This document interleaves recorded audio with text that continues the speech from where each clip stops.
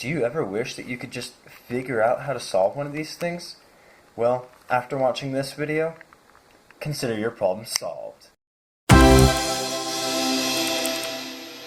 This is Problem Solved. This video is for anyone who has absolutely no idea what they're doing with the Rubik's Cube. All you need is a desire to learn how to solve it. Before we actually get into solving this cube, there's two things I want to teach you real fast. The first are the three types of pieces a cube has. First, you have these centers with one color, edges with two colors, and corners that have three colors on them. Now, in order to solve the cube, we're going to be looking at these center pieces, which never move and therefore tell us what color the side will be when the cube is solved. So when the cube is solved, this side will be all white, all green, all orange, so on and so forth. Now, to solve the cube, we're going to take each of these individual pieces and match up all of their colors, like this one. This is a white-red edge piece, and so we're going to match up the red with the red, the white with the white. Once you do that kind of thing with every piece on the cube, then it's solved. Now, the way that we solve the cube is using algorithms, just a series of steps. And these are written by labeling each face with a letter and then having a superscript to tell you how to turn that face. So this face right here is the up layer, and that's going to be labeled with a U. D for down, R for right, L for left, F for front, and B for back. Now, if you see just the letter, like just a U, that means turn it clockwise. If you see a little 1, a little tick mark, that means turn it counterclockwise. And if you see a 2, turn it twice. So over here to the right, you're going to see three things. You're going to see the setup, algorithm, and glitches sections. This is how I'm going to break up each step in the solve. The setup explains the moves, or things that you have to do before the second step, the algorithm, will work. Then the glitches section explains special cases that you have to address before you can even get the setup to work. A final note, feel free to pause or back up this video as needed. Also, check out the description to find a printable page that explains all 7 steps. Now we can start solving the cube. The first step is to make a cross on the bottom.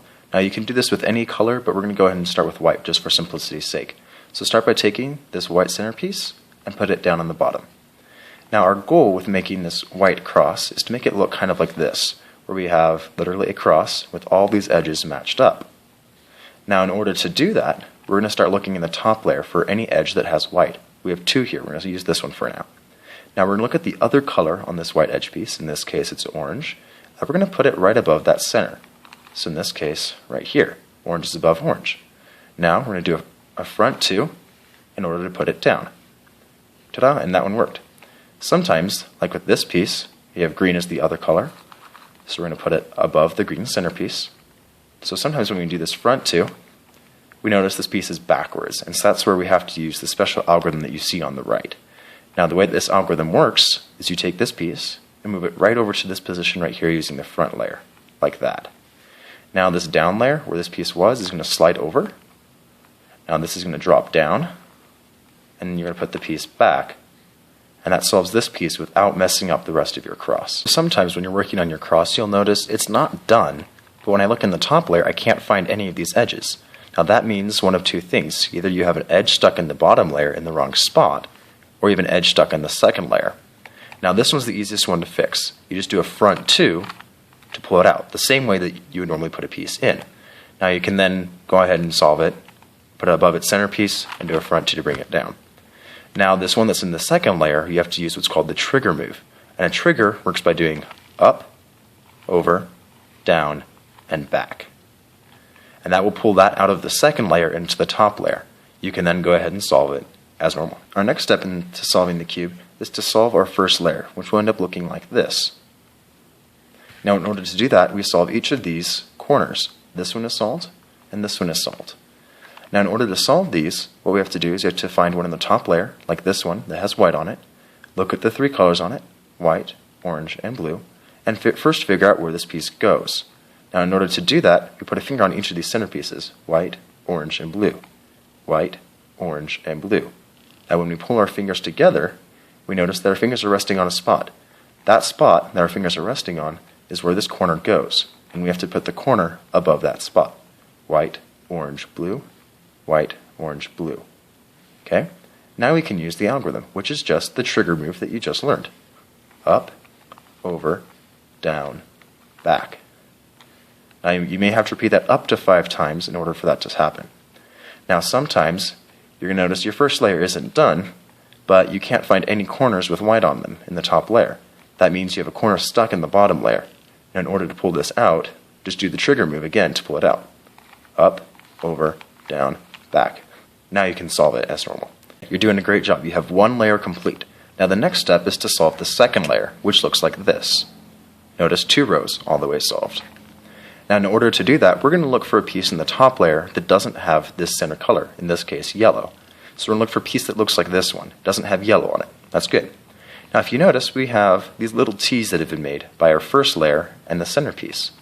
Now we want to look at this front color, the color that's on the side of this piece. This is blue. We want to match that up so we get this big T, just like that. Now the second thing that we need to know before we can use an algorithm, notice there's 2 of them, is which direction this piece goes to.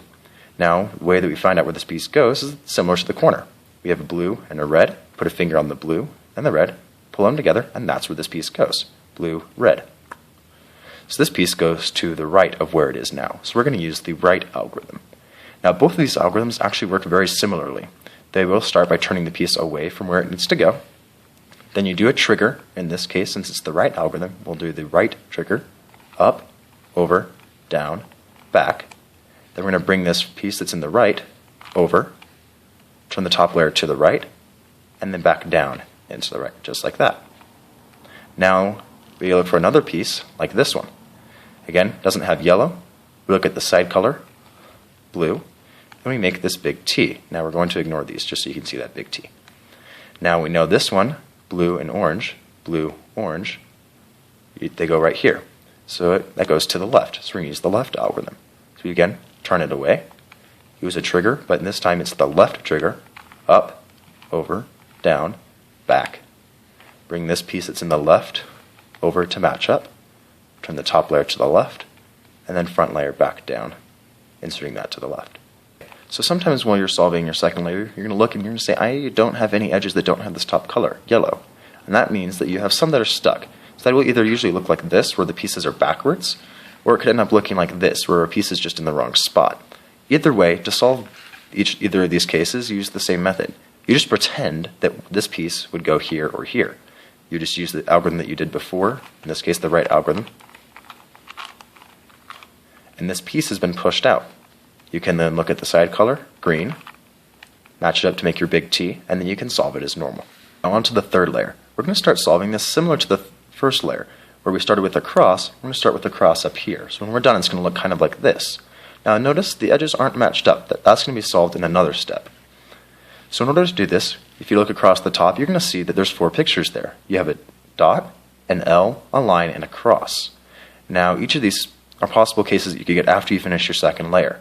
In this case, ignoring the corners, we have a dot. Now in order to get from one case to the next, you use the same algorithm, which looks like this. Front, your right trigger, over, down, back, and undo that front turn. Now, again, ignoring the corners, we have this L shape. Now you can see from the picture that it goes up in the top left, just like that. Do the algorithm again. Front, up, over, down, back, undo front. Now we have the line. Hold it parallel to your shoulders, and then do the same thing. Front, up, over, down, back, undo front, and now we have our cross. Again, ignoring corners. The next step to solving this cross is to match up all of these edges. Now upon first glance you may look and see there's none that are done. But if you turn the top layer once or twice, you can always match up at least 2. In this case we have this green one and this blue one. Now our ultimate goal is to have it look kind of like this, where all 4 are matched up. Now again, notice in the top there's 2 pictures. We have this line, which is made by this matched up edge in the center. Notice a line. Now our next goal is the L, which would be these 2 edges matched up.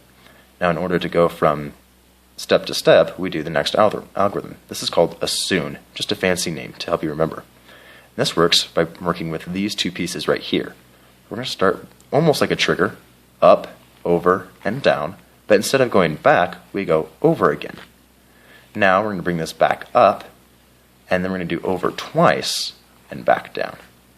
Now we have this L shape. These 2 are solved with the center, and these 2 aren't. They need to be flipped. So if you see, the L goes in the top right, and we're going to do this again. Up, over, down, and instead, over again, up, over twice, and back down. Now you're a single turn for having your cross matched up. So our next step after solving this top cross is to put each corner in the correct spot, which when we're done will look something kind of like this. Now in order to check and see if a corner is in the correct spot, we just look and see where it needs to go to be solved. In this case, yellow, blue, orange, yellow, blue, orange. Notice our fingers are right on that corner that we just checked. This is the type of corner that we want to look for. It's okay that it's turned wrong. Now if you notice across the top, we have 3 diagrams, one with 0 check marks, 1 and 4 check marks. Each check mark represents a corner like this that's in the correct spot. Most of the time you'll have 1. So we're going to hold this in the bottom left corner, as we can see, and each arrow means do the algorithm once. This is called the Rick loss, and it works like this. Right up, top to the right. Left up, top to the left. Right down, top to the right.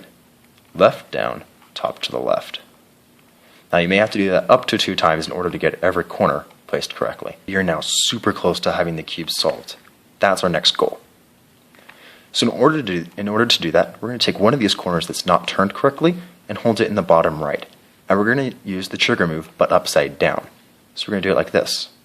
Down, over, up, back. And we're going to repeat it until this yellow is up here on the top.